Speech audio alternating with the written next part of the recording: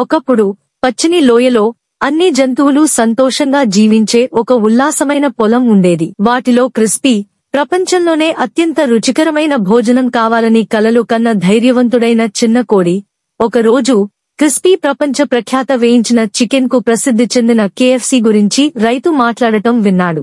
Crispy తనను తాను menu యొక్క స్టార్ గా ఊహించుకుని తనను ఆస్వాదించే ప్రతి ఒక్కరికీ చిరునవ్వులు తెప్పించాడు.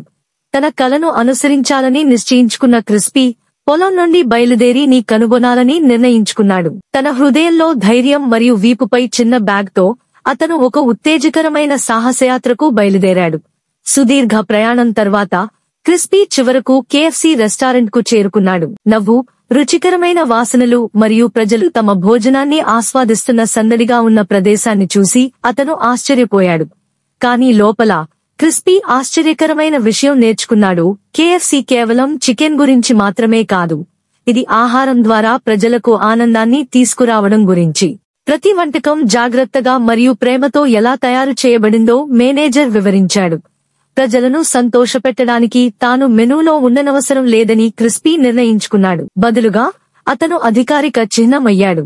సందర్శించిన ప్రతి ఒక్కరికీ చిరునవ్వులు మరియు ఆనందాన్ని పంచాడు.